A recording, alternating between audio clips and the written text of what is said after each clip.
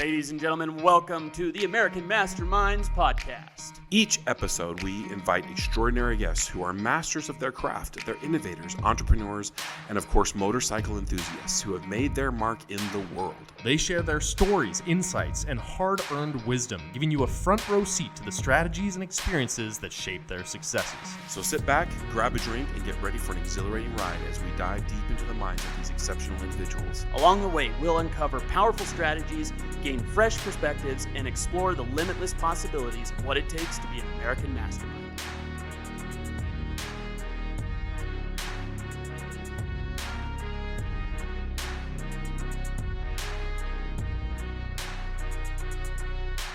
Ladies and gentlemen, welcome to the American Masterminds podcast. We have a very special night for you tonight.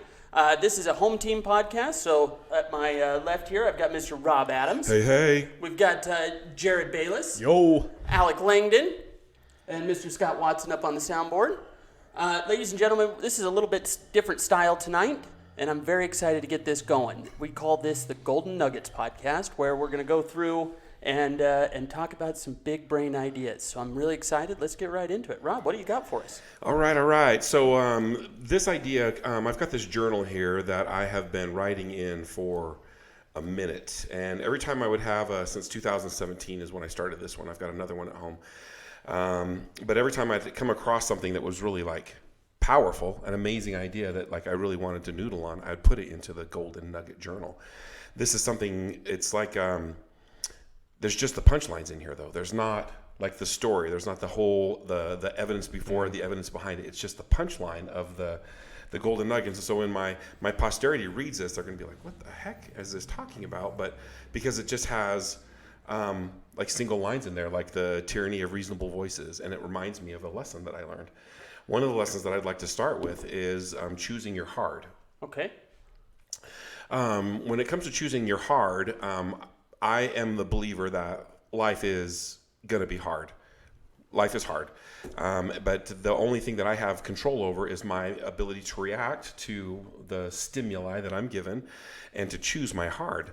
There was a period of time where I weighed 120 pounds more than I weigh right now. And it was hard. It was hard. Extra full-figured fella. Yeah, triple full-figured fella. And EFFF. Yeah. And it was hard for me to go to the gym. But now that I go to the gym and I've lost that 120 pounds, I realize how hard it was to be that overweight. Yeah. It was hard to pick that up and put that down. It was hard to get out of bed. It was hard to feel confident and attractive. It was hard to feel successful. And I was very successful at the time. I was doing some great business. And that was hard. Now people would say, well, I don't like going to the gym because it's hard. Well, I'm choosing my hard. And so I say this to you because there's many examples in our lives where we could choose this or that. I could choose, for example, marriage is a difficult thing. Marriage is hard. It's hard to be married, but it's hard to be single right now. It's very difficult. And there's, I know 50% of the people sitting at this table at the mics understand what I'm saying. It's not easy to be a single person, but it's not easy to be married. And so you've got to choose the hard that you're after. If that's true, then intentionality becomes a very big player. And I want to throw that on the table. Like, what is something that you've chosen your hard? Why and why? Why have you chosen that? Because we all have to make that choice. As men, if you're not choosing, then you're choosing. If you're not choosing, then that's a hard. I don't want to decide. I don't want to make that decision. Well, you've decided, and that's a hard. Not deciding is hard. Interesting. And so the way that I look at it is I would rather battle the battle that I want. I'm going to battle the battle that I choose. And I choose to be healthy, which is hard. It's hard. I know I need to stop eating at a certain period of time. I know I need to keep my diet intact. I know that I need to exercise. I know that I need to go for a walk. I know that I need to turn the TV off. That's hard sometimes, especially in the winter. Early in the morning, I get up at 4:30, 5 o'clock to go to the gym, and it's snowing outside. Man, I do not want to roll out and drive to the gym. Right. And that's hard. But I look at my body now, I'm 52 years old and I'm in terrific shape. I'm probably in the best shape I've been in since high school. And I'm grateful that I chose that hard. That's really interesting. I deploy a different verbiage on this, but it's the exact same thing. My thing is like life's the game that you choose to play. Okay, and my background and everything, I choose to frame everything as a game. And then I play it. So part of the game that I choose on this is, I call it the game of or, right? So something comes up, the bills are due today, okay? Whatever it is, doesn't matter. But, or, I have all the money that I need to take care of my responsibilities. Or, how are you framing the game that you're about to play? It's really interesting. But you're always framing on that it's going to be hard. Like a mindset deal. Yeah. Which choice am I going to make today? And then when I choose my hard, then I become unreasonable about it. And I feel like that's the key to my success. I'm unreasonable about the hard that I choose. If I choose that I'm going to make these phone calls, well then, damn it, I'm going to make these phone calls. Yeah. I'm going to choose to do it. I made the choice. It's no longer life happening to me. It's life happening for me. That kind of a mentality. Mm-hmm. Yeah, I think the choice empowers you to have a perspective that you're in charge, right? Like I feel like an illusion, almost. Sure, exactly. Yeah. But it is what it is, right? Like if you can still if a placebo pill works, it's still a solution to some extent. So if you're convincing yourself, it still works. And I think changing the verbiage where you're saying, I have enough money to pay all my bills. That's a big shift. Yeah. Yeah, it's either the first and like, oh God, here we go. I'm about to lose all my money for the month. or shit, I'm cool. I'm good. I got it. We made it again. Yeah. Another month down. We'll go for the next one, The one thing I really do like about choosing my hard is that I'm then become incredibly accountable for the results of my life. I am no longer sitting around thinking, poor me. All the things that I have in my life that I'm sitting here tonight is because of choices that I've made, choosing the right hard. Coming down here and being away from my family, it's hard. It's a different kind of hard, but I'm grateful to do it because I can see that there's a reward here that is going to be great one day. I agree.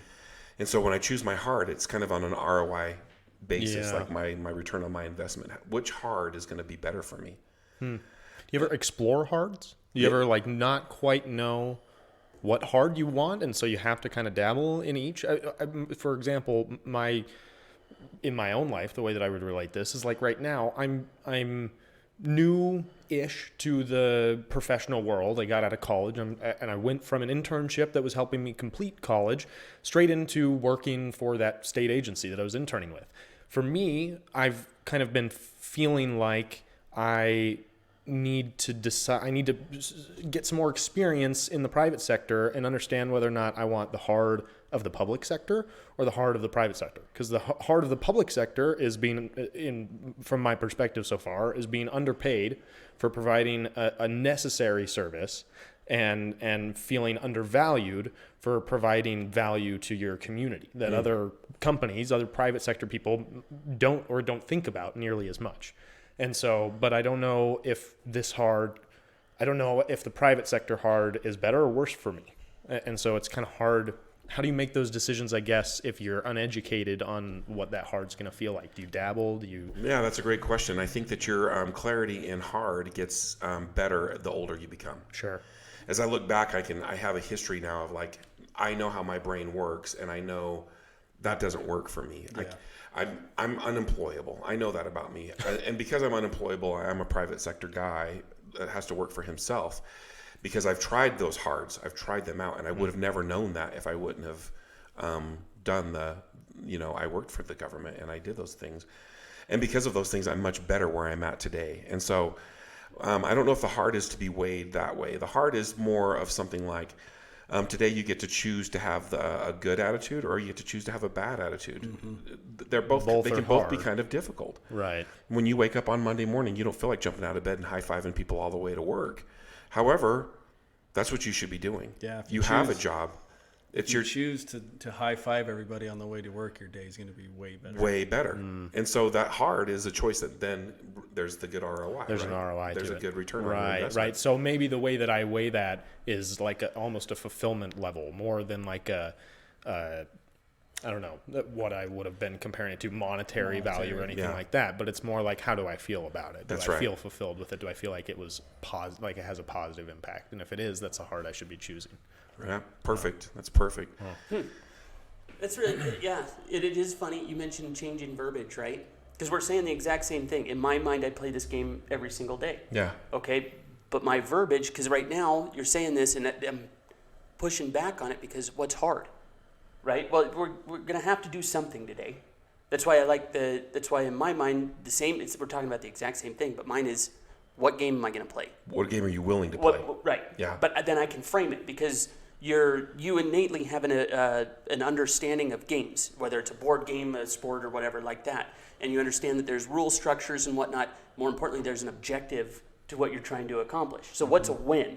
If we're going to play a game, obviously any game you play, the objective is to win, right? Right. So if you get to pick your game, you're trying to pick the outcome, the win that you want to have for that.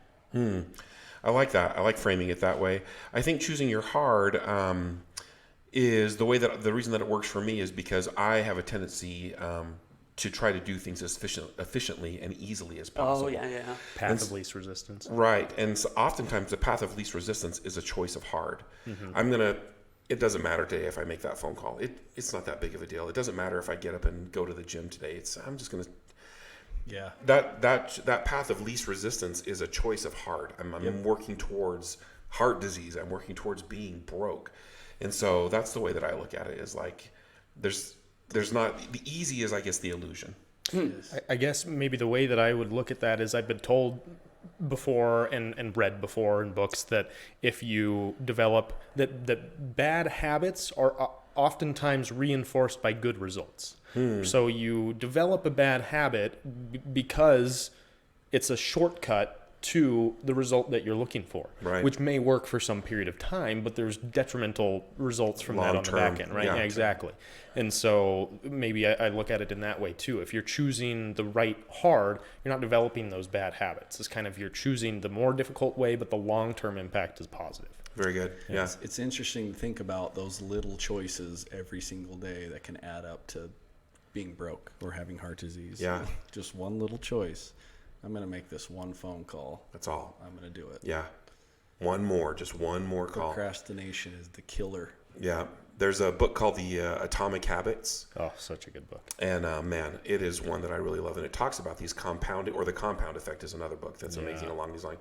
Talks about the compounding results of these tiny little decisions that we make every day and how we can stack these habits every day to become more effective, to become a little bit sharper every day. And the truth is if you're not doing that, if you're not growing and becoming sharper, you're dying.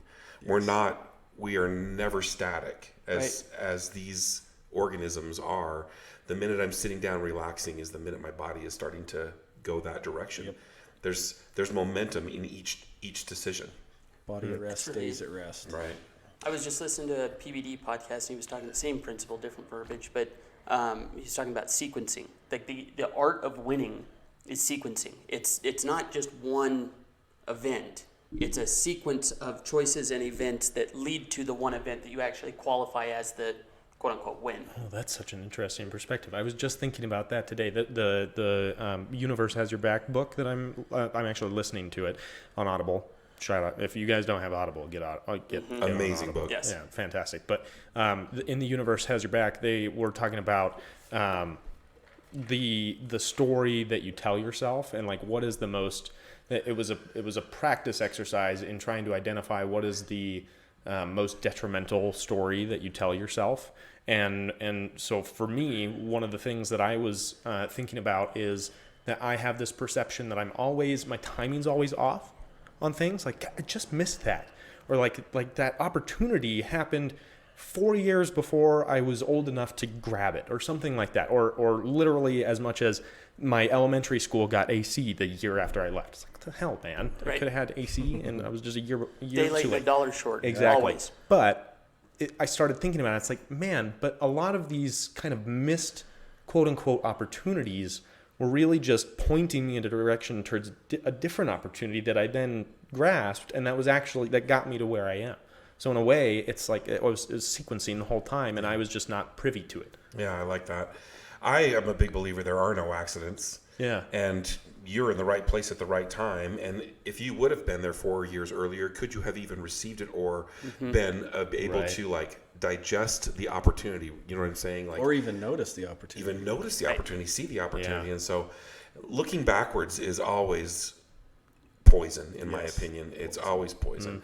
And so you have, and my belief, my mantra is I'm in the right place at the right time. Right. Here and now. Always here and now, baby. And that's all that matters. Right. And so, Ooh, can I give you a golden nugget that I have for that? yeah, let's go. So the past, this is again my framing and verbiage. The past is nothing more than data. Okay, all you can do is draw upon it for reference. But the second something is over, you have to cut the emotional ties. You're here and now. Your emotions and everything need to be present here. The past is nothing more than data. We can just look at it, use it for reference, And but not you make that have same mistake and not again. make that same mistake again. But that's all it is. And if you frame it as such, it makes it really easy to cut the emotional ties because that's the big draw. Like, that pit that comes in your stomach. I should have said this. I should have done yeah. this or whatever like We're that. the only species that ruminates, Right. that goes back and Right. and you know what I should have did I said? do that? Gosh, I should have told her. I should have said. I should have done.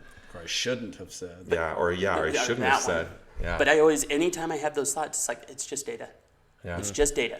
Like, it's just information that happened that we can draw upon. That's it. Yeah. Which brings me to my next nugget. Okay. Go That's ahead. powerful. That was a great segue. I'm excited for this nugget. Really Yeah. good. You and I've talked quite a bit in detail. You and I personally have talked a lot about thought filters, and you have a thought filter, kind of a on-off switch. Now what? On-off. Now what? It's a simple decision. I learned this thought filter back when I first got into real estate, and it is something that has really eliminated a ton of stress in my life. And so I just want to share this thought filter with you guys because it's wildly powerful if you can continually be running this idea through your head. It's almost like it's a filter. So the first question that you have to ask yourself when you're ruminating or you're thinking about it is this true? A lot of the things that we think about are completely fabricated. We're like making it up. When this happens, then, if the inspection comes in and I've said this, and if she says that, then I'm going to say that. Like we make up a lot of drama.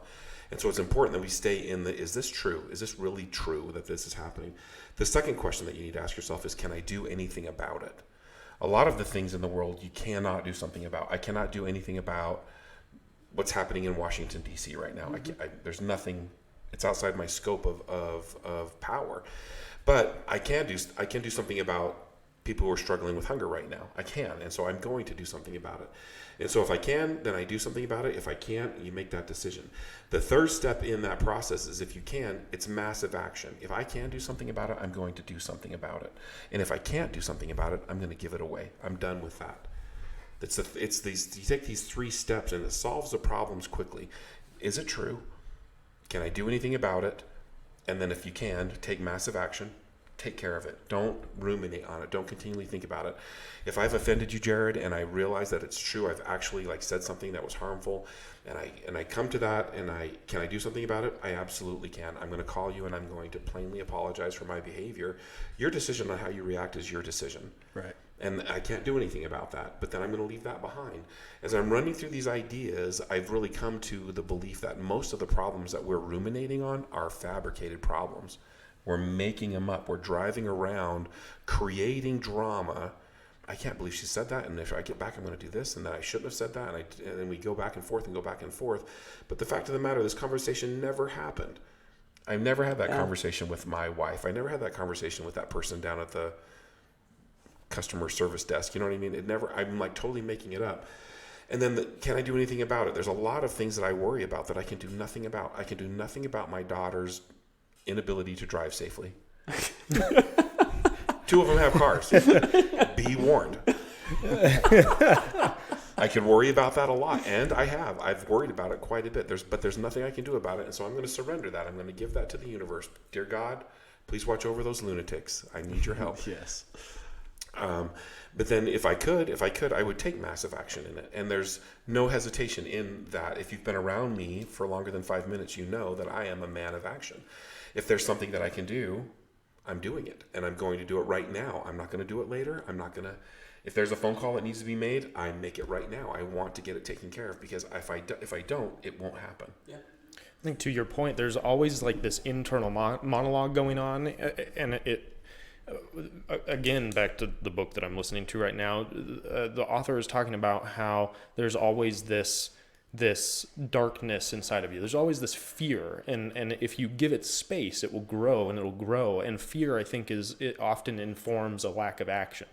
And so if you're always trying to evaluate, do I have control over this? Is this in my sphere of influence? And then if it is in your sphere of influence, taking action, that Immediate, massive. that doesn't give that fear any room to grow. That's right. You're pushing it away because you're kind of your belief in the fact that you are being guided, and as long as you just keep taking action, then that fear lessens, I think. Right, and we can become paralyzed by that fear. Oh, absolutely. We can become inactive. Then we're choosing a hard. Right. I'm not gonna make that phone call, and next thing I'm not gonna get the deal because I didn't make the phone call. Right. And I could have just made the call. I could have just taken the action. It's the same exact thing that you were talking about of your physical body. This minute you sit down, your momentum shifts that direction. It's internal too. There's that internal momentum. If you always your momentum's going towards positive and action, the momentum stays going that direction. The fear takes a back seat. Very good. I love that. Where I think fear comes from a lot is and this is one of the things I really learned in baseball is like how do you think? How do you process information? Okay, most people they process first and foremost with their emotions, and that's where I believe fear comes in. Okay, is because your emotions lie to you all the time. And I think the really cool part about this is God literally built you in a way to do this. It's in order. So your eyes are the first thing, your senses, right? That's input of information. And if you can be objective at that step, okay, and with all the information coming in and then know where to order it, most people will see something, they get an input, and it immediately goes to their heart, meaning emotions, right? And if you put this step in between, where you take the input of information, then it goes to your brain, think about it first, because your brain has control over your emotions if you let it. Okay, so if your information comes in, goes to your brain, you get to choose what emotion. So is it fear? Is it not? Fear is one of those that if you just let your emotions go, fear is going to set in because your body is in your biological programming. Fear is a defense mechanism. Fear is what keeps you awake. It had a purpose, right? But you have control over it. Yeah. So input in first. Think about it. Tell your heart what emotions that you want to feel about said subject, and then it comes out to your hands and you take action. I like that. Okay, then that's like, I had to use that with baseball. You have to just watch what's going on. If I lead with my heart of what's going in first, I'm going to be scared shitless because that guy's throwing 95 miles an hour with an 87 mile an hour slider. There is no reason to go up there. You know what I'm saying? I also think fear is oftentimes a result of being scared of an outcome, right? Or being concerned that you don't have control over a certain not making a decision or not taking action. It's kind of a negative feedback loop in a way where it leads to fear, but then the fear informs the concern about the outcome. And so then you're just kind of bouncing back and forth, and that's how you get paralyzed, like you were describing. But that's an imaginary loop, and right? you're just bouncing back and forth between reality, emotion. You're using little blips of information to send to your heart, and your heart then takes it, and then that's where we get the whole, like you're saying, the spiral of what if I should have this and these conversations, and then you end up with this 45-minute conversation that didn't actually happen with anybody, right? Before you actually sit back and think. And most people that I found, in the time frames of practicing this, right? They'll see something, goes immediately to their emotions. Then we get that 45-minute conversation. Then we're going to ruminate on that for the next 3 days before we actually calm down enough to let your brain think about what actually happened. So that's the is it true question. Is it true? Right. Is this really happen? Is this really happen? Right. Yeah. Which means let your brain process that information first. Yeah. Okay, is this true? Is this something, do I have any control over this? Yeah. That's all those steps, but it's got to go to your brain first. Can I do anything about this? Right. Yeah. Yep.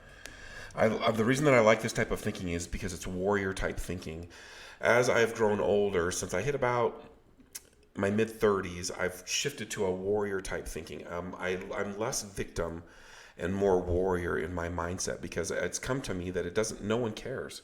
if it's not fair.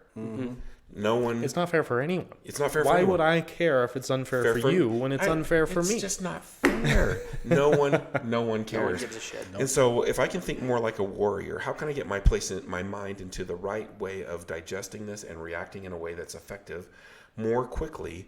Then I am a more effective warrior. I'm out hunting and doing the job that I need to do in order to win more often, because I'm allowed to fail, and I'm going to fail often, and I'm going to fail fast. But my job is to get through those fails, process it properly, and then it's just data. Right. And I'm moving forward. Right. And I think there's a lot of power in that.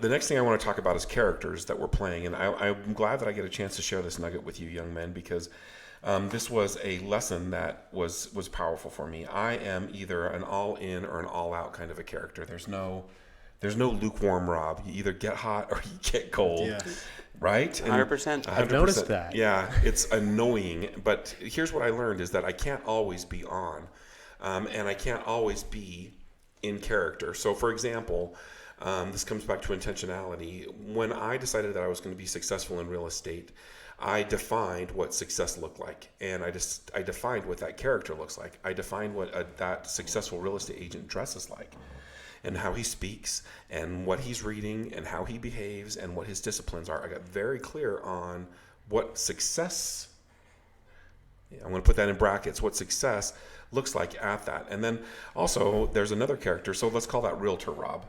That's a character that I play, and I'm not always Realtor Rob. In fact, I'm only Realtor Rob when I'm doing my job to make money. But there's also a Turkey Rob, and that's a character that I play that is a philanthropist that's building a nationwide charity.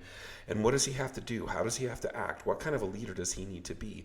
I can't always be that guy. And because I'm so on or off, I could be it or I couldn't be it. And what I realize is that I just need to play these parts while I'm playing the parts. I don't always have to be Turkey Rob. I don't always have to be Real Estate Rob. There's a Rob that you guys have met in my backyard that hangs around his pool, and he's a dad. He's family Rob. You've met him, and if you're one of my close personal friends, you get to meet this guy, and he's a completely different character. He talks about different things. Different things are important to him. And when I first started considering this duality of characters, it kind of bothered me. But what I've realized is that I need to play full on. If I'm playing baseball, I need to be a full on. When I'm playing baseball, that's what I'm doing. I'm full on. I'm on the field. There's nothing else matters. Nothing at home. Nothing. This is it. When I'm on my motorcycle, there's nothing else that matters. I'm on my bike. I'm fully focused on my bike. And so why can't I take this and apply it to my job? Why can't I apply it to my family or to my relationships? I'm going to always be genuine within my bounds of these are the rules. I don't lie. I always do my best. The pillars of who I am. I can have those pillars in every one of these personalities, but I can't always play that part. Yeah. If you come on the big day, you're going to meet Turkey Rob. He's a character. This guy, he's having a great time. He's hugging everybody. He wants to get pictures, and he wants to promote it and talk about it. And you've all met Turkey Rob if you've been around me for more than a minute. Not the same guy, right? Right. And I have my friends that are close friends to me, and it's almost like disorienting to them because they'll see this character show up, and they're like, Who the hell is this guy? who's this guy? Like, I don't know this guy. But it's a character that I want to play. And the reason that I share that with you is because I'm genuinely that character. That person's important to me to move the needle in the area that's important. But I can't always be that person because it's impossible. And so what do you guys think about that, about playing a part? I'm all for it. We just, before we got on here, same thing, again, different verbiage, putting a hat on. Yeah. Yep. Right? Yep. I've got a whole plethora of hats. Yeah. And then I would throw one layer in front of that for my mentals. I'm going to be the best at whatever I'm going to do. The very best. The very best. Yeah. So if I've got my baseball hat on, I'm going to be the very best that I possibly can be at that. If we're doing a podcast on that, like right now, I'm going to be the very best that I can possibly be at that. So be the best, but you have to have different hats. gotta Because have if different you're going to be a multi-dimensional player in this game of life, right, you have to. I don't know of anybody that has the luxury of wearing one hat. Those people end up being divorced. Yes. They don't have balance. When I was in law enforcement, if I would have brought Cop Rob home and I would have been Cop Rob at home, do you think that would have gone over at home? No. No. Nope. Not at all. And that's the same way with Realtor Rob. I can't bring him home. And That guy is getting stuff done. Next. Get to the point. Get to the point. Let's do this. When you do bring that home too, it's a real problem. That I've been told many times. I'm not one of your employees. Yeah. Don't talk to me that way. I need to Shift gears. We'll take that hat off. So Sorry. I love that. And so that's the next step is I need to be conscious of the hat that I'm wearing. I can't step into a room and not be conscious of the character that I'm about to play. When I get home from my listing appointment or prospecting or whatever the thing is I'm doing when I'm real estate Rob, I sit in the garage for a second. Now it's time to be family time, Rob. And I go in and it's time to connect with my wife. It's time to hold my little girl. It's time to be here and now in that and be the best that I can be, which might be shitty, might be terrible. I think it's easier. It doesn't but it's my best. mean. Yeah. For me, it's easier to take the family hat off and go to work and be Boss. the boss. Yeah.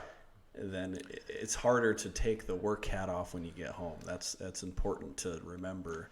When you get home, I don't want to treat my kids the way if I've had a bad day, I don't want that to reflect. Look at this mess. What are you guys doing? The thing, yeah. It's not a big deal. It's probably because you wear certain hats a lot more. Right?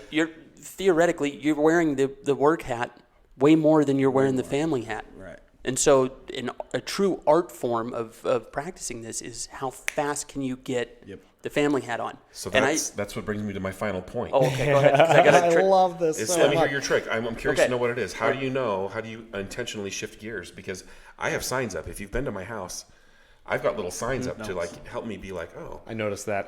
That was the first thing I noticed when I went to your house. I've adopted that. I started doing the same thing. Yeah.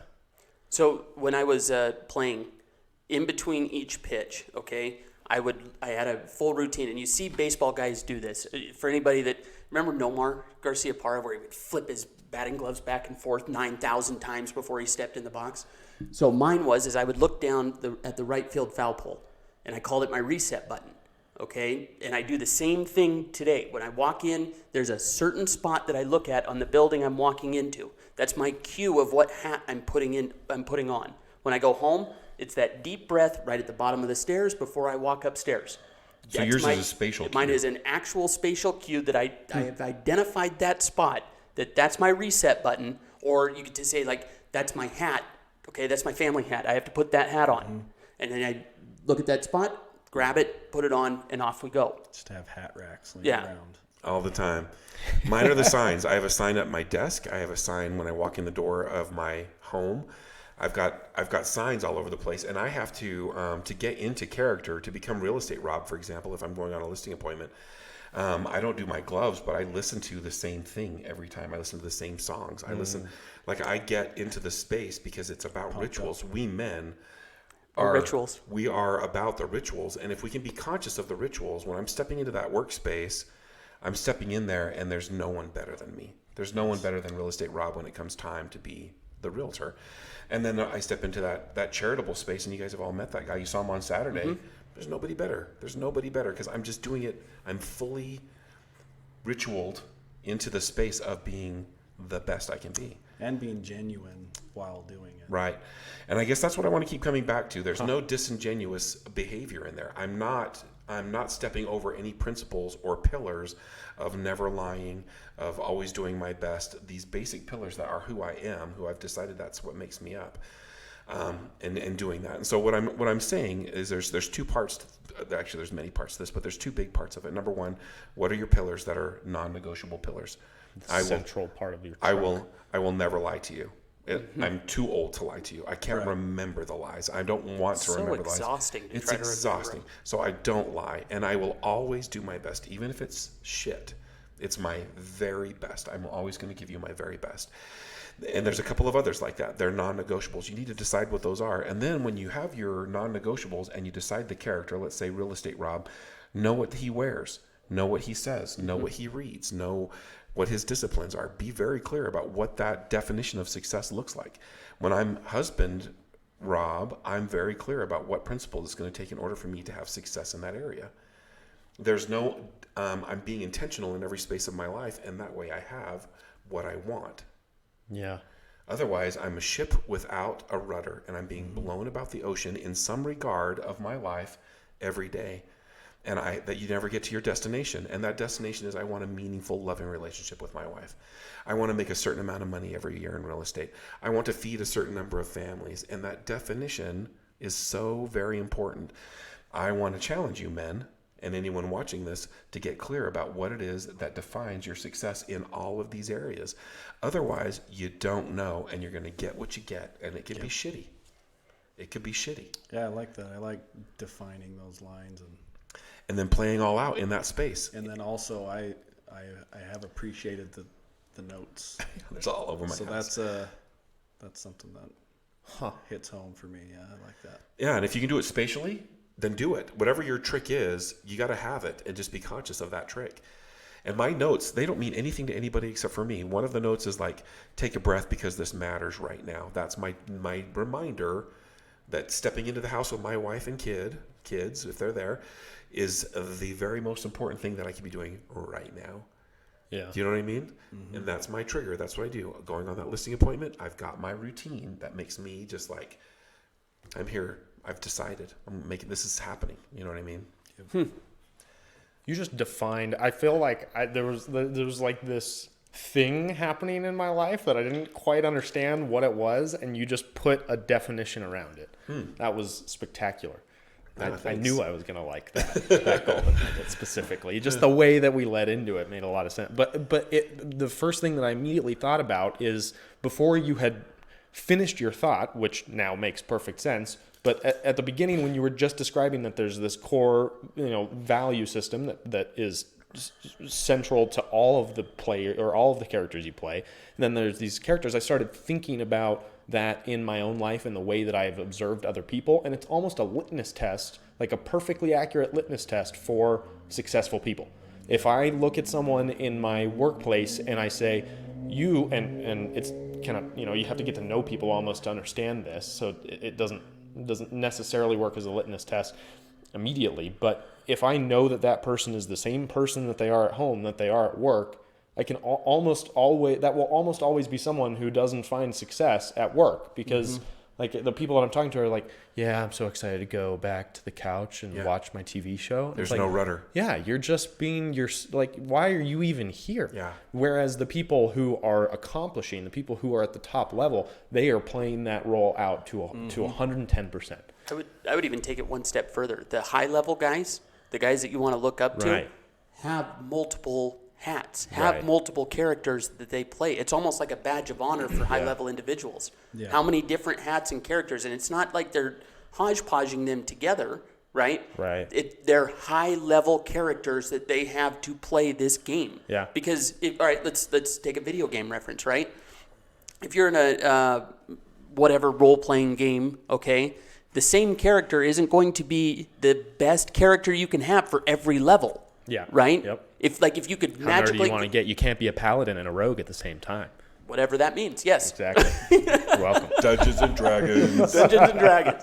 If you could go through that game and remember Pokemon? Yeah. Right? To get through the first whatever Brock it was, that was right. You understand what I'm saying, right? yeah. For the whole game, Charizard would have been the best choice. But for that particular fight, Squirtle would have been the best choice. Sorry, Rob, stay with me, buddy. I was better with the paladin reference.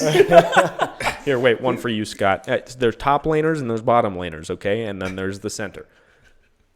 They're all separate roles. Oh man. Nothing. But that's my point. Is like if you could bring the different character, Right. and then you can fill your ticket no matter what situation that you're brought up against. I'll give you a really rudimentary example. As a man, especially one with a family, you should have a hat in your back pocket.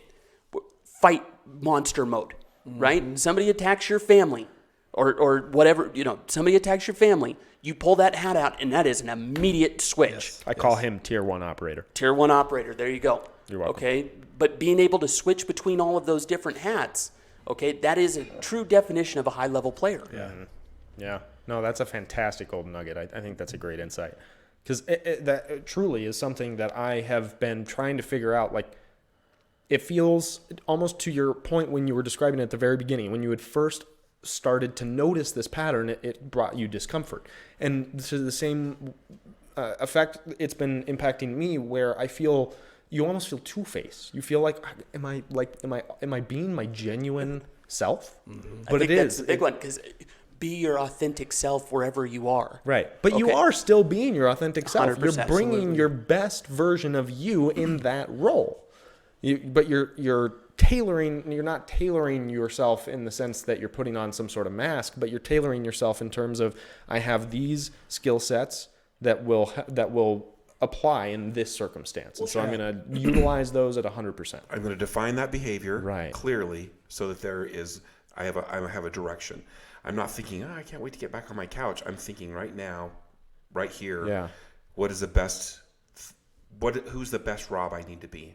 Yeah. And I love how seriously you're taking it to the point of like, what types of habits does this person have? Yeah. How do they dress? Like that does What words impact. does he say? It totally impacts it. If I dress a certain way one day and a different way another day, I will get comments on it. It'll change the way that people perceive the way you're doing your work. That's exactly right. And the way you take your lunch, where you go, what you eat, all of it. It all matters. Mm-hmm. I like it. I like that a lot. That was a good one. That was a good one. Oh man, so I'm going to talk about relationships, the people that we surround ourselves with. In a different life, I used to be a police officer, and there was a gentleman that came into our jail who was so violent that he couldn't be around other inmates. He was so violent that you had to belly chain him, cuff him, and shackle him to take him out of his cell, because he would go straight to fighting. There didn't have to be a provocation. You could give him his meal, and he would attack you. He was a mad dog, and there was no logic to it. One time when I was doing my cell check, he was down in isolation, and his name was Twitty, was his last name, and he was singing.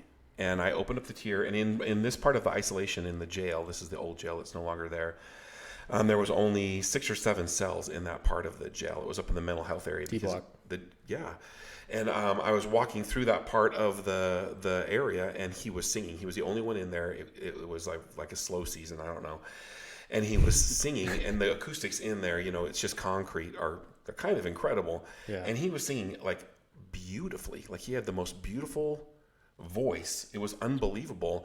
And I walked down there and I said, "Where did you learn to sing that way?" And he's like, "Oh man, like my mom used to my grandma used to drag me to church, and she would take me to church every day, and I'd sing in the choir." And I'm like, "Bro, Wow, you went to church? You?" And he's like, "Yeah, I was practicing to be when I was young, I wanted to be, a preacher." And I said, I'm going to start calling you the Honorable Reverend Twitty." And he's like, man. And he, like a mean language. He was like, "F you," and like going on and on. And I would call him that, and a little bit of sarcasm, right? Because this guy's a mad dog. But the other officers started calling him the Honorable Reverend Twitty. Everybody started calling him that. Other inmates started calling him the Honorable Reverend Twitty. The next thing you know, he's out in general population, and he's holding Bible classes. What? Our perspective of who he was changed. I expected him to be a mad dog. I expected him to attack. I expected him to be violent. But when I started referring to him as the Honorable Reverend Twitty, he started to think of himself as The Honorable Reverend Twitty. and he started to behave that way. And he started to his behavior, he calmed it down. And I'm not saying this is my fault. It was purely happenstance that it happened the way that it did. But it was such a huge lesson to me to watch this guy who was one of the most violent humans that I'd ever met become this guy that's like, okay, it's time for Bible practice and Bible study. He was out there and he turned his life around. I would love to be able to find this guy again and see where he was, but he just completely changed because of the perspective of the people he was surrounded with. yes, Now, the point of this story, the moral of the story that I'm going to, is that my job is to surround myself with people who look at me and see me as successful, who see me as great, who see me as the character that we were just talking about, that I want to be one day. I might not be successful in the light that I think that I should be successful, but my friend Topher thinks that I'm successful, and he thinks that I can do anything. He thinks that I can accomplish anything that I set my mind to. And because he believes that about me, and I have a ton of respect for Topher, I'm going to start believing that about myself. Yeah.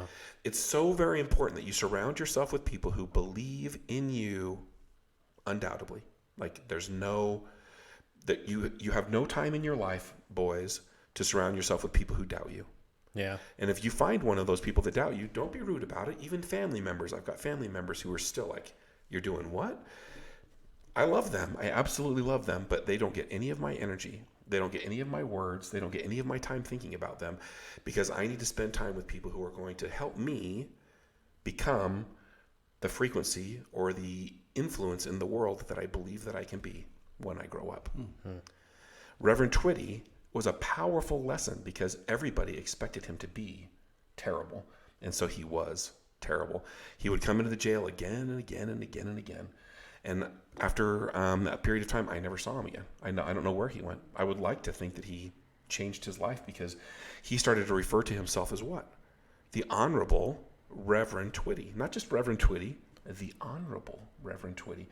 And to see himself in that light. And so when I have people looking to me and they refer to me, I want them to think of Rob, that successful bastard, or whatever it is they want to say. Do you know what I mean? I want to be referred to that way. I want people to look to me and be like, well, of course you were successful. Of course your event was successful. You're Rob Adams. And then what do I think? Hell yeah. I'm Rob Hell Adams. yeah. I'm Rob Adams. I can do whatever it is I set my mind to. I'm good at whatever I decide I want to be good at. Whatever the thing is I want to believe. Powerful lesson. And so I want to throw this on the table as a nugget, because this is so fundamentally important to the next principle that I want to share with you. But this is a big deal. This is the reason that I'm a part of the American Masterminds. This is one of the big reasons that I'm here, because I'm surrounding myself with good men that I believe in. I really appreciate that. And you know, I really appreciate that. That is a nugget. because it works so hard and powerful in the other direction. Yes. You can believe that you are powerful and that you can do anything. And if you're surrounding yourself with people that just want to put you down at every flippin' turn, Yeah. over and over and over again, it becomes works. impossible Keeps you to down. keep it Yeah. going. Yeah, we'll start to believe them. We'll be like, well, there's more people in my life that believe that about me. Why? Yeah. They must be right. We internalize these things. It could go both ways. Right. It could go both ways. Go ahead. No, please. That's been a hard that I've chosen is the personal growth. And for a long time after high school or whatever, I just got busy doing my own thing, and then had some kids, and I didn't have a group of good solid dudes to bounce ideas off of. So this is a big reason why the American Masterminds is a huge part of my life now. I want to be surrounded by good dudes who I can really, bounce ideas off of, or, it's just, People that believe in you. yeah. Those check-ins. So here's the thing about this is that oftentimes I'll call you and I'll check in with you. But what I'm really saying is I need to be checked in with. And I've talked to you guys about stuff like this. Having that a reliable source of someone that could be like, man, that sounds hard. You seems like you're going through something hard, but then throw it back and be like, have you thought about doing it this way? Or whatever the words are, that is invaluable as men. As we grow older, let me start out. When we're younger, you have a circle of friends that you ride around with in the neighborhood, 10 or 12 guys. And then through high school, you might have 5 or 8 guys that you roll with. But then by the time you get out of the Navy or the Army or whatever it is Police Academy. Yeah, the police academy, whatever your choice is on the things that you're going to do in your life, you're down to one friend. And I would like to believe that after the isolation that we've been going through for the past couple of years, most men are down to 0 friends Yeah. that they can really call and rely on. Yeah.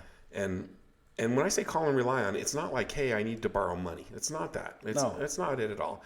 It's the fact that, man, I'm really struggling with my insert Whatever. problem here. And the person doesn't have to say anything. Just listen. Just listen. And then I get to verbalize it. And you know what? I process it. And I hang up the phone better because I know that you're not going to judge me. Jared, if I called you and told you what's happening, you're not going to judge me. Absolutely. Alec, not. you wouldn't judge me. You would be like, bro, that sucks. What can I do to help you? That might be all I need. Yeah.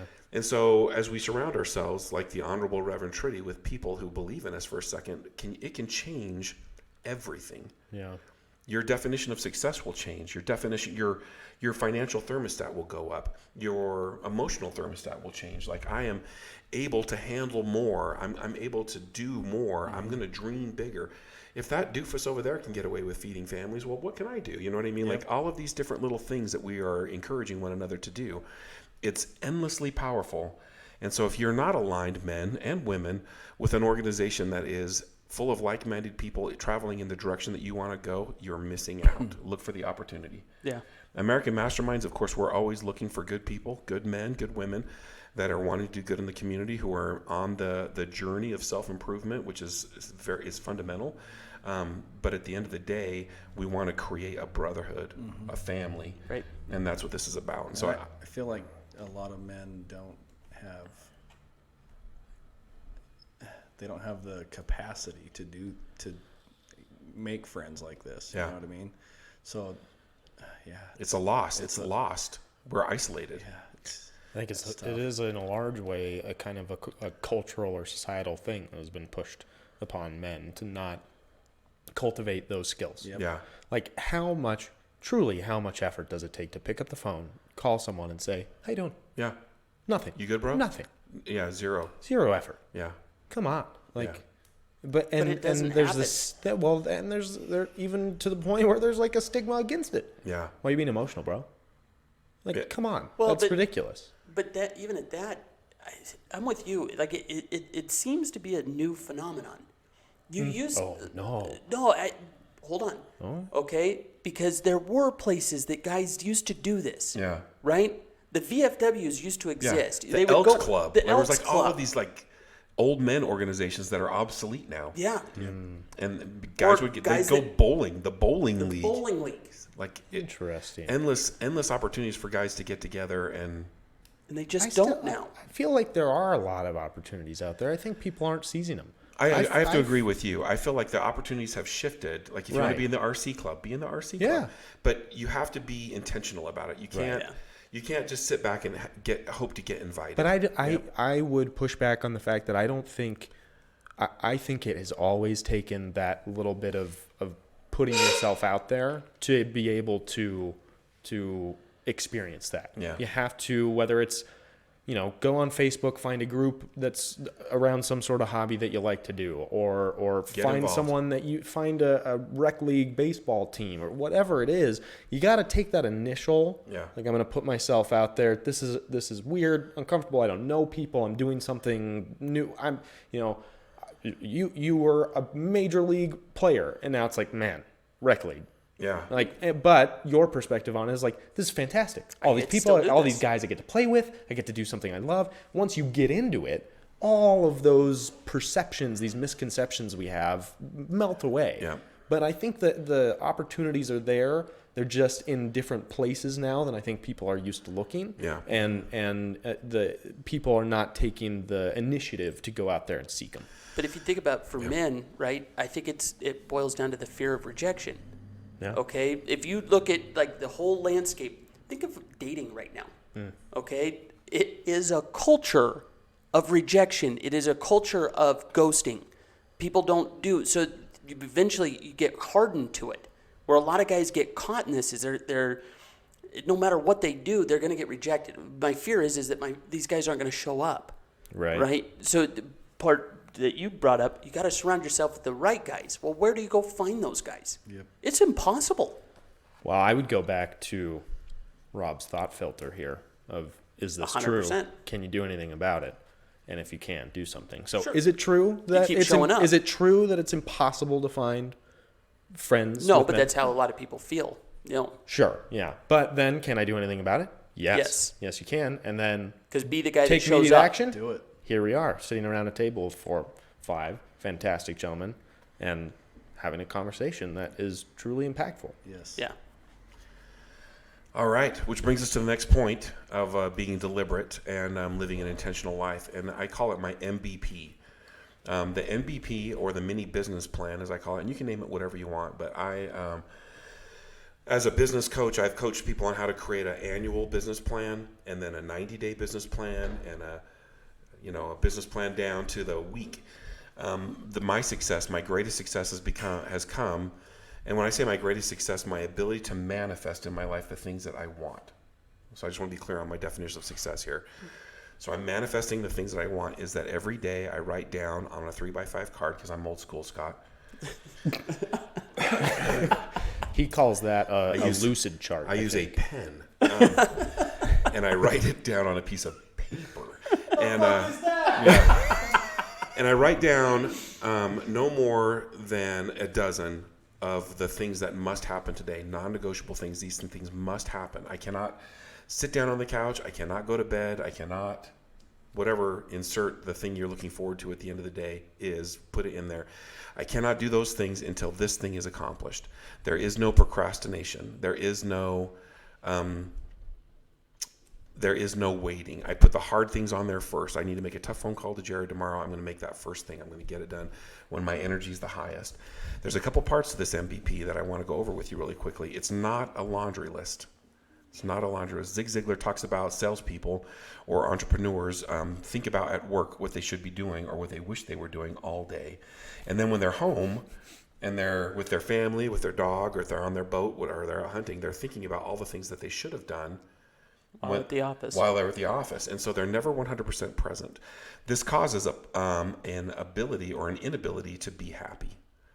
You're never happy. You're never going to be happy because you're always thinking about what you should have done or what you wished you were doing. Right. The MVP, I write down these 10 to 12 non-negotiable things, and I spend a moment before I get in the grind, and I visualize my success in each of those. Sometimes I'll have an appointment on there.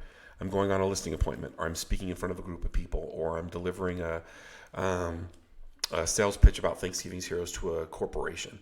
I imagine me sitting down in front of the people that are in the corporation, and I imagine me explaining to them perfectly how Thanksgiving's Heroes works, why it's important that their company should get involved, and the way that they're going to do it. And then I'm going to leave that meeting, and we're going to be great friends, and we're going to give each other big hugs, and it's going to be great. I visualize my success in that motion. I visualize my success when I get home, when I walk in the door, and I'm going to spend time with Annie, or whatever the thing is. Professional athletes, when they're walking into the stadium to play basketball, and they have their headphones on, do you think they're thinking about what they should have done all day? No, they're thinking about the game. They're seeing themselves win. They're seeing themselves catch that ball, deliver the ball. They're seeing themselves going down mechanically, doing it, winning. How is it going to feel when I won? How is it going to feel when I hold that trophy above my head? I'm going into these appointments and I'm visualizing my success in each and every single one of these movements every day. Now, that might be difficult for you to do because you don't have I'm going to get to work and I do this one thing all day. That might be true. But what are the things that you need to do in order to make that happen at its best? Does this need to be fixed? Does this need to happen? Does this need to go down? Now, as I go down my MVP list, I take a line and I draw it through that line. I draw it through that event and I do it all day long. And when I get to the end of that list, it's time to be done. I might look for a couple of other things to clean up, to get ready for tomorrow. I start my MVP for the next day so that I don't take it home with me. And I'm in bed thinking, oh my God, I need to call Alec first thing in the morning. That I'm going to put it on there. I'm going to get it out of my head so that I can be 100% present at home. Being in the here and being in the now is the only way to find happiness. It's the only way. You can't find happiness in the past. That's called stress, guilt, grief. You can't find happiness in the future. That's called anxiety. Depression. Could be all these things. The only thing you can do anything about is right now. And so right now I need to make and have 13 conversations about real estate where I ask one of the 3 power questions. Right now I need to have that conversation, negotiate that contract. And it could be basic things like go to the gym. Like, what do you want? Do you want it? Is that important to you? I've got to go. I have to exercise today. I have to write in my journal. I have to do the things that are necessary in order for me to be successful. Now I visualize my success down the MVP for the whole day. Does it work out my way? No. But more often than not, it does. More often than not, because I put intention towards it. I've put it out to the universe that this is what I want. And I'm going to show up wearing that character. And he's going to be doing his best. I've done the triggers. I'm going to show up. And when I go to that meeting, I'm undeniable. Mm-hmm. I've already seen it happen. They don't even know it yet. They're signing a contract today. They don't even know it. It's going to happen. I'm undeniable. And if I can do that throughout the day and I'm living an intentional life, by the time I get to the end of the day, if I have things that continually roll over that aren't getting done, it falls into the 3 Ds. I either need to do it, delete it because it's not important to me, or delegate it, and it might be time for me to hire someone. Ooh. And so this is this process of running through every day, getting the things done.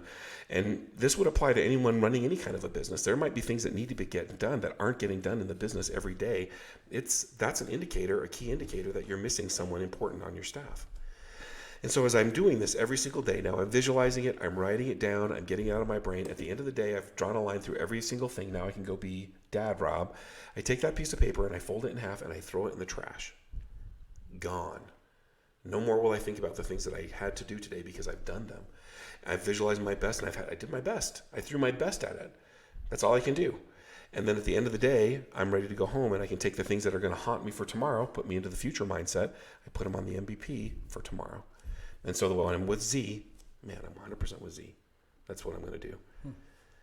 And so I've used this process to get very clear about it. Now, there's a book called The One Thing, and it talks about that multitasking is a lie, that we can only do one thing at a time, especially us men. We're only good at one thing at a time.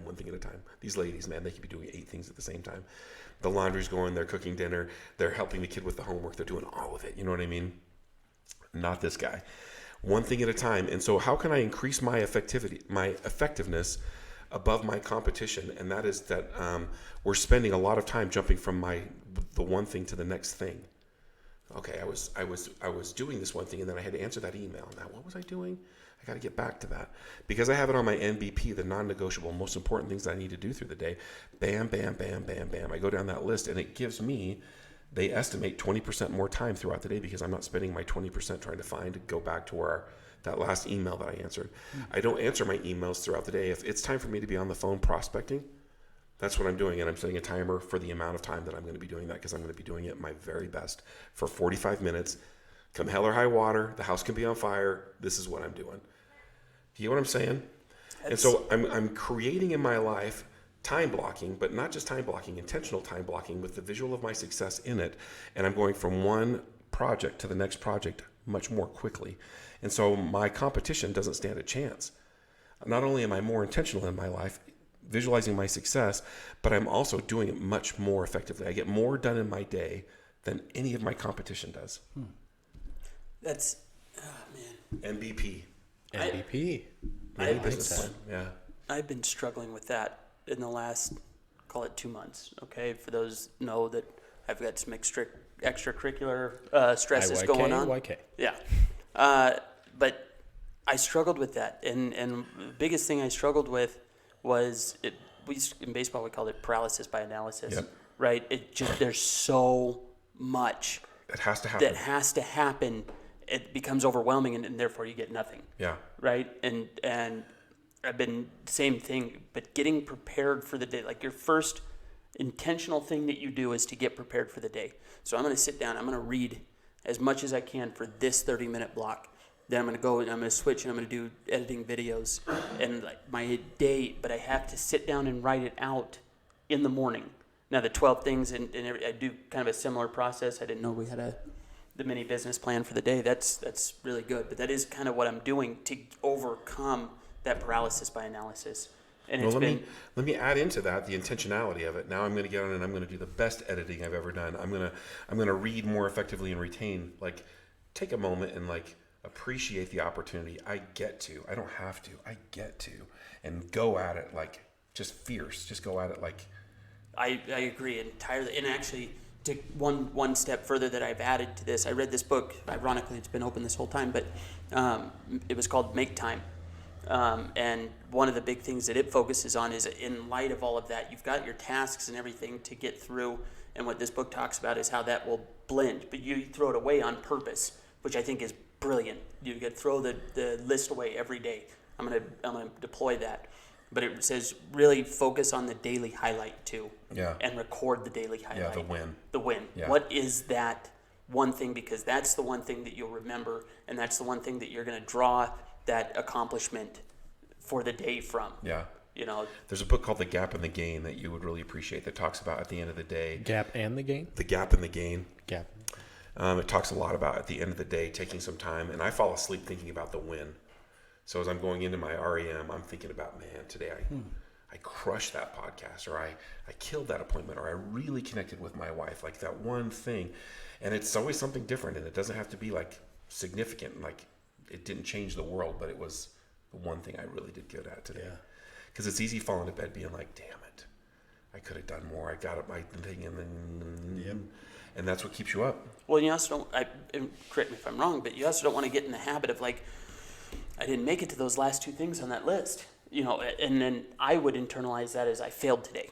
Yeah. And that's not the case. It's not how it works. It's not how it works. Yeah. So you have to make sure that your focus and where you put your emotion, that accomplishment feeling, that you're carefully monitoring where it's at. The 3 Ds, baby.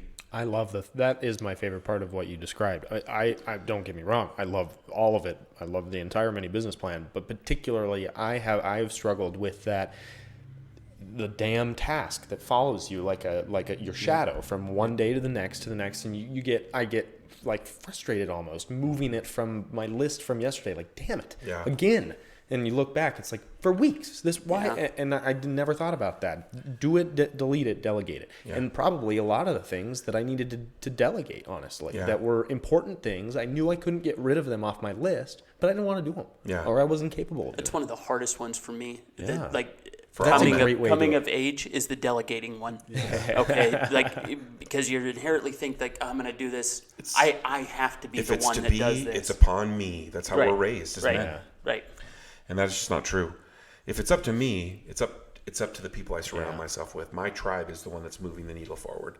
And delegating is very difficult. But luckily, I'm surrounding myself with people who are much smarter than I am that can do better at those things. Yeah. Alec, can I get your help with this?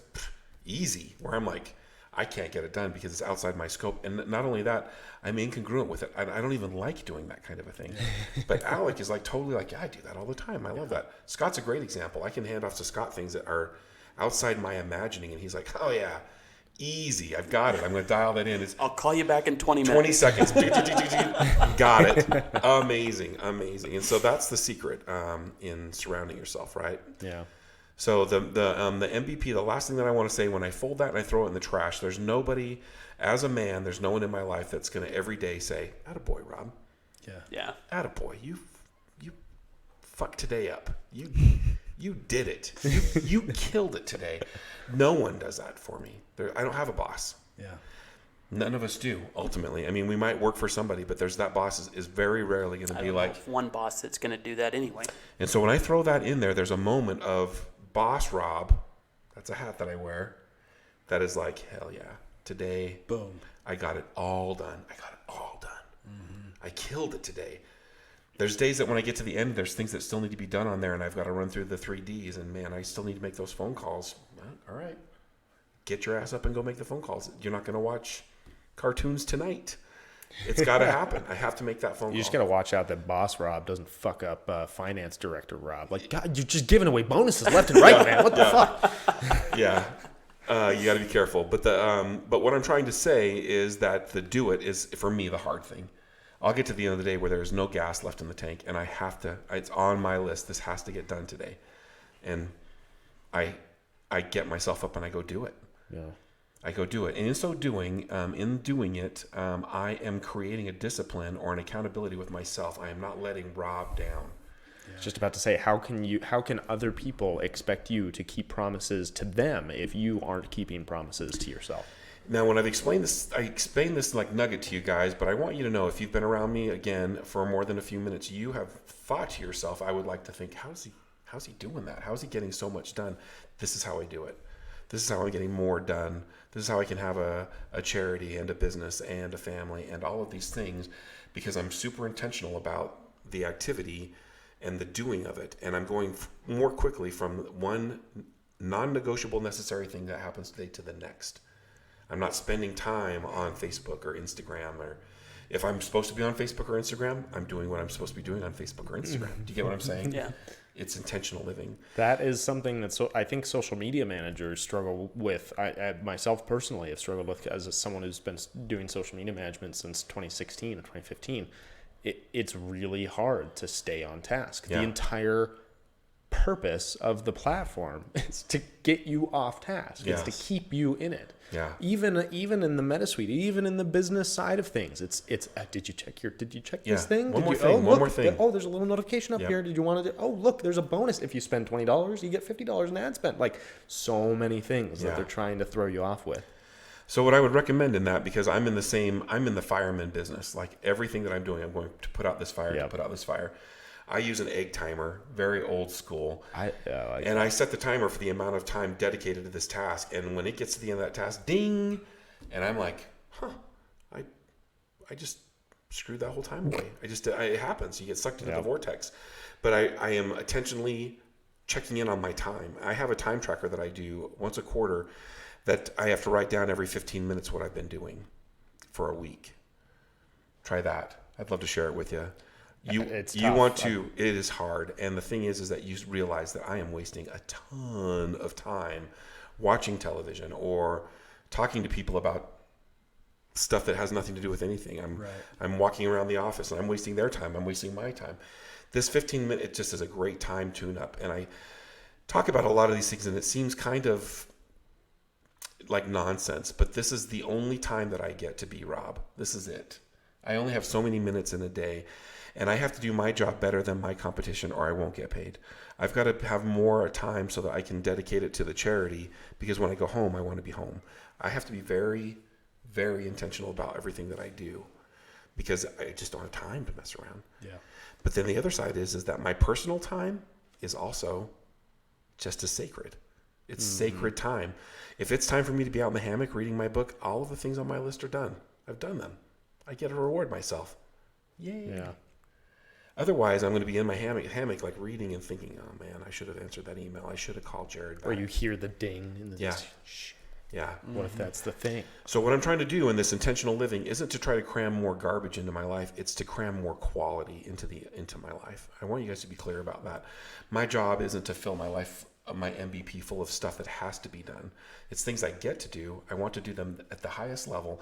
And then I want to take the time and do whatever I want with whomever I want, wherever I want. And that is called a fulfilling life. Yeah. So if you're not doing that, you're going to spend your whole day. What's that principle where they talk about, like, most of the people, if you're going on vacation on Wednesday, you get everything done for the week on Monday and Tuesday. Everything's done. You've crammed it all into 2 days. You're highly effective. Now, if we could think that way all the time and be highly effective 5 days out of the week, what else could we accomplish in our lives? And so that's what I'm trying to do. I'm trying to implement that pre-vacation mindset. I like that. I think a lot of people who are in my generation that's now kind of phasing into into a profession, whatever it may be. I think there's a really bad mentality going around of like, oh, I did that so efficiently, and now I can take this. Now it's like I've built myself in this slack time, but you're kind of just furthering your own struggles down the road, right? If you're not utilizing that time for the next thing and then filling in the next thing, then you're just saving that to be an issue for yourself down the road. That's right. Yeah. Choosing your heart. Yeah. Back to I love the logical flow Thank of you. this. This is a Wife. novel that I would read. The way the value or the impact that you can have and the value you can extract only can happen in the here and now. And so you have created a system of your own life that supports extracting maximum value from the here and now. Yes. Amen. Yeah. Thank It's you. brilliant. We just found a t-shirt. Oh man. Well, and that's, I mean, the last insight that I will give from this book that I'm reading is that the author said, life, the world is your classroom, and people are your lessons. And I think that's a really important thing to look to you and understand that you have developed this with a great amount of hardship. This was not something that just came to you overnight. This is experience playing itself out on this page that I'm taking notes on. And so it's about me understanding that there's value here, that I need to be paying attention to this lesson. I'm in class right now and I'm getting the lesson. I love that. Yeah. I kind of came to the conclusion that I'm an old pickup truck. You ever own an old pickup truck? Can you run outside in the morning and jump into that pickup truck and just start it and go to work? It's got to warm up. You got to warm it up. Sometimes you got to choke it. Sometimes you got to check and make sure that there's radiator fluid in there. You got to do stuff. If the entire tranny pan just dumped overnight. Yeah. You can't just jump into an old pickup truck and drive off. You got to do some stuff in the morning. You have to do some stuff throughout the day to make sure that it's going to continually run. And if you do those things, that old pickup truck, man, it will take you hunting. It will take you to work. That thing will not break down, but you got to make sure that there's air in that back right tire. You got to check it. You have to. I'm an old pickup truck, and I know that if I don't do these things, I will run poorly. And I feel like most men are old pickup trucks running poorly because they're just jumping it. They wake up in the morning, they put on their boots, and they roll out. They don't have intention. They don't do some of these things. And all day long, they get what they get. They have good days. They have bad days. They don't know what they're going to get. My job is to try to create as many good days in a row as possible. This next principle that I'm going to share with you is the one thing that I do that is the most effective way for me to create more good days than bad days. You ready? I'm ready. Ready. I love you guys, by the way. We love you too, Rob. So I've been a journaler since the 6th grade. And people always ask me, what are you journaling about? What are you writing about? Are you writing about what you had for lunch? No. That's not what I'm writing about. There's a gentleman named Tony Robbins. You may have heard of him. He's kind of a big deal. He talks about your RAS, your reticular activating system. The way that works is that when you're looking to buy a white Ford F-150, guess what you see everywhere? White Ford F-150s. Man, there's a bunch. There's a bunch of those on the road. There was a bush that my wife wanted to buy to put in the front yard, and I'd never seen it before. And she pulled it up online and looked at it. I'm like, oh yeah, that's a great bush. And now guess what I see in everyone's yard all the time? That bush with the same cool leaves. I've never seen it before. The RAS is always looking for what it is we asked it to look for. If I decide that I want to look for a reason to be mad at my wife, guess what I'm going to find? A reason to be mad at your wife. Find that reason. Easy. It's easy to do. If I'm looking for a reason to be mad at work, hate my job, to be unfit, to choose, I can find reasons. I can convince myself, and I will find the evidence to convince myself of that thing. Do you follow me? Yeah. You make space in your own life for that thing. If I believe that all Eskimos are left-handed, every Eskimo that I meet, I'm going to believe is left-handed. If all liberals are dumb, then all the liberals I meet, I'm going to assume are dumb. It's absolutely a false belief, but that's what I will look for, and I will find evidence to that case. Right. Always. So if that's true, then how can I use this tool to effectively make my life better? How can I start looking for those white Ford F-150s, because that's what I'm really into? Does that make sense? Mm-hmm. So every morning I get my journal, and for 5 minutes, I set the timer, the egg timer, it's going. I write, I am, 2 very powerful words. We can talk about this another time. Thankful for Jared Bayless. I am thankful for my health. I am thankful for my home. I am thankful for my motorcycle. I am thankful for my job. I am thankful for my success. I am thankful for. I don't write I am thankful for one time and then a list of things. I write the words I am thankful for. And then I write these things down. I write down the things that I am thankful for. Sometimes if I don't raise my frequency and get into a place of gratitude, I'll let that timer ding and I'll go again and I'll fill up a whole page. If you look at my journal, there's pages and pages of, and it gets hard. If I can easily for 5 minutes write down, I'm thankful for, I can go through it really quickly. My gratitude gauge is full. The gas tank is full. If it's hard to go for 5 minutes, sometimes it's very difficult for me to think of a single thing that I'm thankful for, then I know that my heart is empty and my gratitude gauge needs to be filled up, and I need to work on that until I feel gratitude. Once I find out what I'm thankful for, then what do I see all day? The stuff you're thankful for. All damn day. I'm thinking about, man, I am thankful for that. If I'm having a really bad day, one of the things I wrote in there is I'm thankful for Jared Bayless. I'm going to call that fool today and tell him why. Jared, can I tell you why I'm thankful for you? And I've done that. You have done that. I've done that. In so doing, I am also raising your frequency. You absolutely do, yes. When I get off the phone, man, I'm thinking about you. I just want you to know why I'm thankful for you today. I get off the phone, I share my brotherhood, I share my love for that person. And I don't know if it does for them as much good as it does for me, but I get off the phone and I'm raising my frequency. Now, all day long when I'm looking at my life and I'm looking at these problems, are they really problems?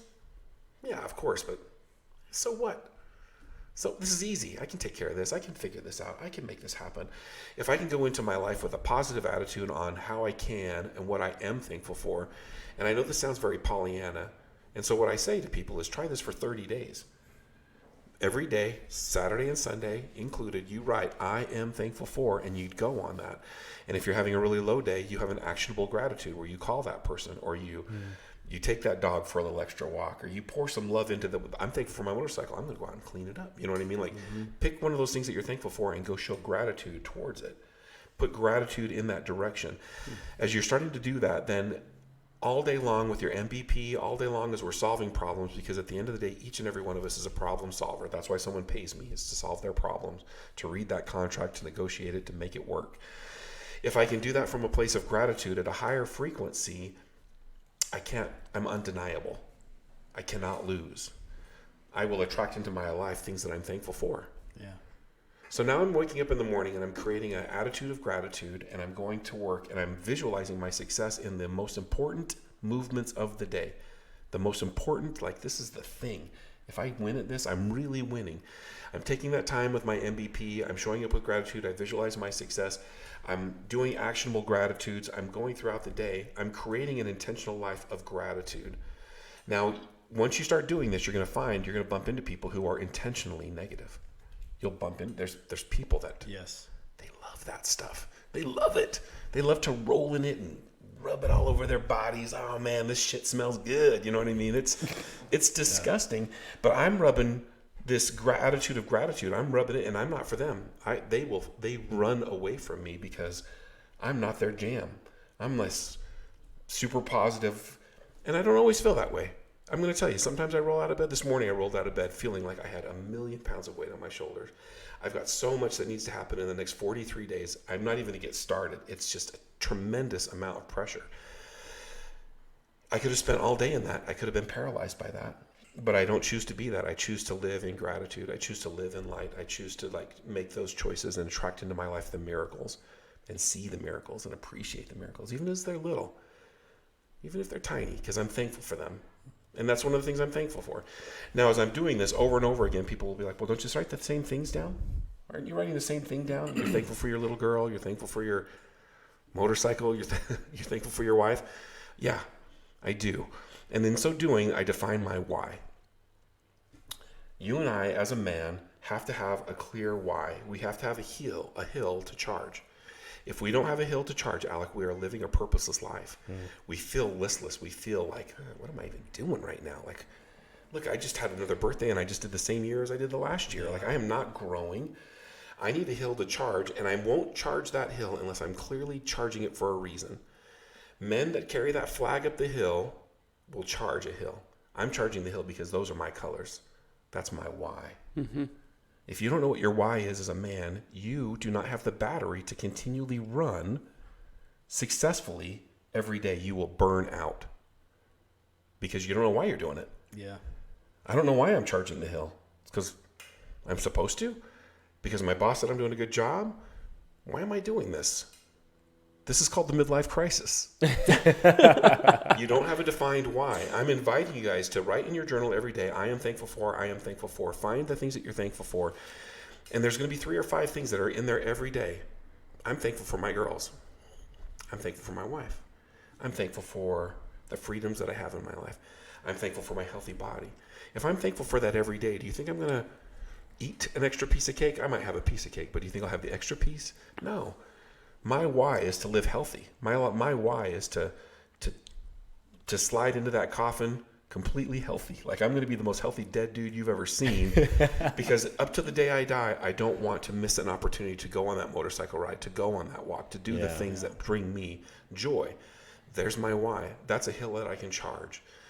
The reason that I keep bringing up the why, I keep coming over and over again, because when I first got into real estate, my coaches kept saying, well, what's your why? What's your driving purpose? And I didn't know.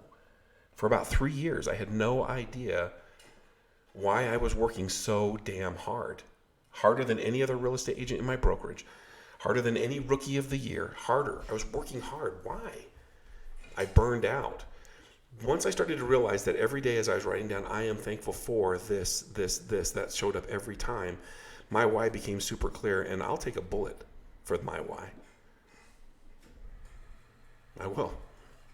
I would die on that hill because it's so valuable and important to me as a man to know the reason that I'm getting out of bed today is because these 3 things matter to me, and these 3 things are the thing. This is it. I'm killing dragons today. I'm doing hard stuff today because I know why I'm doing it. I'm not doing it for significance anymore. I don't care if someone pats me on the back and says, you're doing a hell of a job. I know I'm doing a hell of a job. I don't care if someone's like, I really like you. I think you're cool. That doesn't matter to me. What matters to me is that these people that I love more than anything in the world, more than myself, more than anything in the world, are getting the things that they need, and I'm meeting their needs. The second thing is that I have my pillars, and those things will never be. I'm not going to lie to you. I'm always going to do my best. I've got these pillars. I'm always going to do those things. If I can focus on that, I'm coming at it with that attitude of gratitude, I have a better day. I have a better day. I'm going to roll out of bed, and I'm not going to think, oh man, Monday, God, today I have to go to work and I have to take my clothes to the dry cleaner. I'm just like, guess what I get to do today? Guess what I get to do? And I've got the clear list of those things. I've already seen me win the Super Bowl in all of those things. Tell me. Okay, can I ask you? Let's go about the journaling thing. I want to know the order. So you wake up. Obviously, because we've talked about 2. You do the gratitude, all these thankful fors. I'm with you. We make the mini business plan. You're getting an exercise in there at some point. What is the actual order for the morning? So I roll out of bed. I go to the gym. Right away. I drop right into my gym shoes. There's no stopping, standing, or staring. My bag is right And there. the mini business plan's the day before. The mini business plan starts happening the day before. Oh, really? That's okay. written and kept in your office In for my office. the next day. For the next day. Yeah, so Because that I don't he want to doesn't take have those to things think to about bed. that. Yeah. Oh, I don't want to have see. to think Okay. about All right. the hard things. It's on the. Oh man, I got to call tougher. What's on the MVP? I'm not gonna have to I got worry it. about It's that. there. So that happens the day before. Jump out. I go to the gym. I get home. I do my. So the gym is, of course, working out, stretching, and cardio. It's all those parts. Then I start my healthy diet. I'm in my office looking at my MVP, and I'm kind of going. That's it. I'm kind of at it then. When does the gratitude journal come in? Oh, good point. So as I'm in my office and I'm looking at my MVP, I've got my journal open. I'm going to do my 5 minutes, and then before I get on the phone, before anything else can happen, that's my green light. Once that's done, then I'm ready to go. Then you're ready. Yeah. Gotcha. Right. Okay. That makes sense. And I know that everybody has a different schedule. I can't do that. I don't have enough time in the morning. Man, get your ass up. Get up a little bit earlier. I don't care. Like, there's a book called The Miracle Morning. There's one for real estate agents. There's a miracle morning for all these different types of people. Just get the general miracle morning and start implementing that. Do the gratitude journal for 30 days. Just try it. I am thankful for. Just give it a shot and see how it changes your attitude about everything. Yeah. It's amazing how it changes your attitude. And once you start changing your attitude, then the friends start to leave your life that no longer serve you or serve your greater purpose. And it just is this powerful thing. And if I miss it, if I'm on vacation, if I'm on the plane at 5 o'clock in the morning, I'm writing it. I'm in my journal. I carry my bag around, and the reason I carry a bag around is because it carries my journal. There's nothing else in there. You know what I mean? Like, it's my wallet and my journal and my keys. That's it. And I'm taking it with me everywhere. Get a journal that you're proud of. Go online and get a cool journal that's got something on there that's meaningful to you. Like, get something that's badass. Don't have a spiral notebook. Don't have something that's garbage. Like, carry something around that's cool. Yeah, like these notes, I'm literally already planning that I will be taking a picture after we're done with this, and then I will be transcribing these notes into my actual notebook. So that's how I start my journal every day. Now, sometimes after I get done with my 5 minutes, then I have things in my heart that I want to work on. I'm doing some inner child work. I'm doing some shadow work. I'm doing some different things in there that I'm working on, that's okay. I spend some time doing that before I get on the phone. But I'm not writing it. It's not a travel log. You're never going to see what I ate in there. I write letters to people. There's letters to you in there. I've got letters to you in there. When I'm gone, I want people to read my journals because they want to read those letters. I've got tons of letters to my kids. Things that I can't say to them. That's pretty great. Yeah. Can you imagine? After I'm gone, they're reading a letter from Ghost Dad that's like, I'm so very proud of you. The decisions that you're making right now are very difficult for me to watch. If I could tell you anything, this is what I would say. Because you can't always communicate clearly. I've got letters to my wife that I'm angry and I'm going to write this shit out rather than say it because I need to write it out. There's a lot of different things in there. I've written letters to my dead parents because I've got stuff I need to talk about with my dad. I miss him. I miss my dad. Miss my mom. I want to write them a letter. And whatever, you can call it crazy, whatever you want, but this is the stuff that gets in your head that you have to get out on paper. You have to get out in an electronic format if it's necessary so that you can have it out of your head, because the things that I need to do today, wearing those different hats, playing at a high level, there's no room to burn bandwidth on anger towards Jared or towards my daughter. I don't have the space to be mad at you. Right. And so why not digest it and get it out? And one day they're going to get to read that or not. After my mom and dad passed away, I'll tell you, I heard my kids arguing, and they weren't arguing about the family ring or the books. We've got some pretty amazing kind of Addams Family artifacts. They were only arguing about my journals. Well, when dad dies, I get the journals. That was so impactful to me because they had just watched me liquidate my mom and dad's estate. They had both passed away, and I'm the oldest. I was going through it. They don't give a crap about any of the stuff, the cars and the motorcycles and all that stuff. It's just stuff. But the shelf of nonsense is something to debate over, which is cool if you think about it. That's kind of cool. I don't think they'll be able to read most of it. Have you seen my handwriting? It's absolutely terrible. But it doesn't matter. It doesn't matter if they can read it or not. They're going to see a letter that starts out with Dear Mariah, and they're going to be able to go through and know that I was loving on them then. Yeah. So some cool stuff about journaling, and I could go into journaling and talk about it all day, but the one thing that I want to say is that every day the one non-negotiable on my MVP is to journal my gratitudes, because that's powerful medicine. Yeah, I like that. Well, that's it. You have to set your mind frame every day. It says in the Bible that the natural man is an enemy to God. I quote that scripture because I don't necessarily know if the writer of that scripture meant actual enemy to God, but maybe he was referring to the fact that we are predisposed to think negatively. Yep. Our natural default setting is pessimism. Yeah. Yep. And I just think that that's not okay. I'm not a natural man. I am an exceptional man. Yeah. I am a warrior.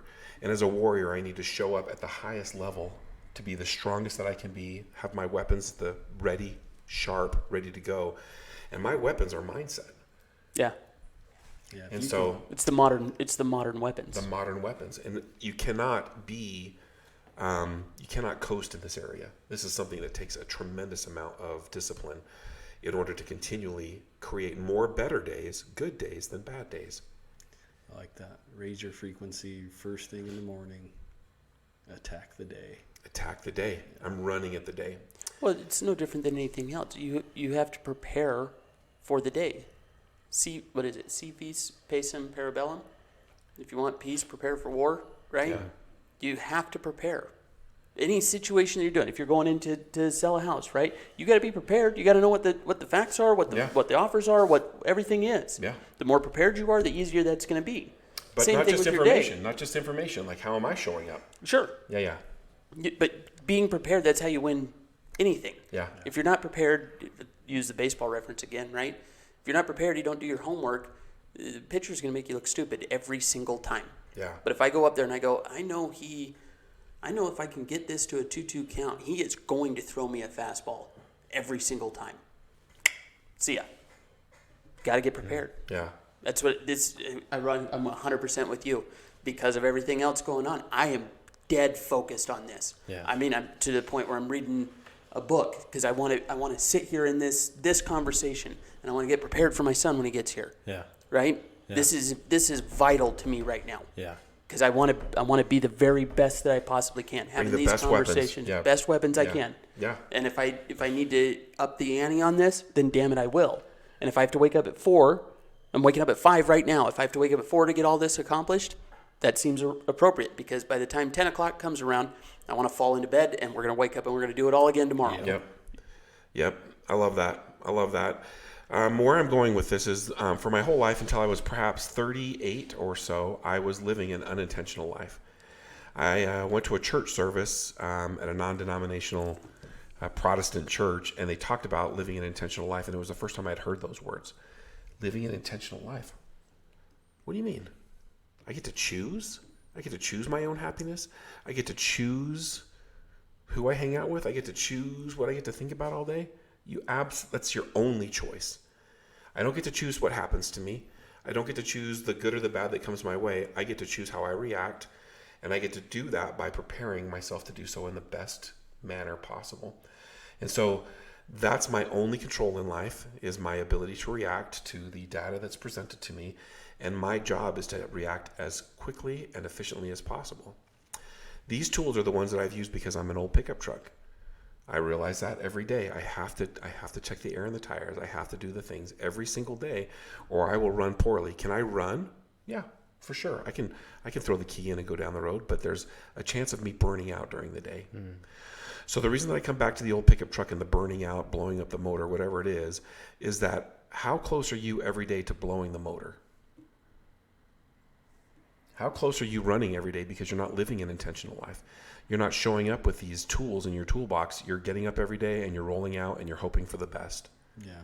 I had a thought that it's kind of like your finances, right? A lot of people, like, the worse your finances get, the more difficult it is to even look at your finances, and it's the spiral. Yeah. And I feel like you're describing, there's a currency of life in a way. And if you're not keeping track of how you're spending it, if you're not keeping track of your budget, at the end of the day, you hit the red, right? Yeah. And what's hitting the red for your life? You hit some monumental opportunity you can't find. Yeah, you have a health crisis. There's so many different things that could spiral out of control if you're not budgeting your own life.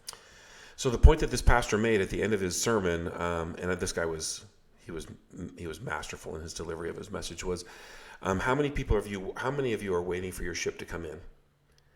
And I thought, I'm waiting for my ship to come in. I'm waiting for that opportunity to arrive. He said, this world is no longer for those waiting on their ships. Your job is to swim out into the ocean. You grab that boat by the bow and you pull it to shore. That's your job.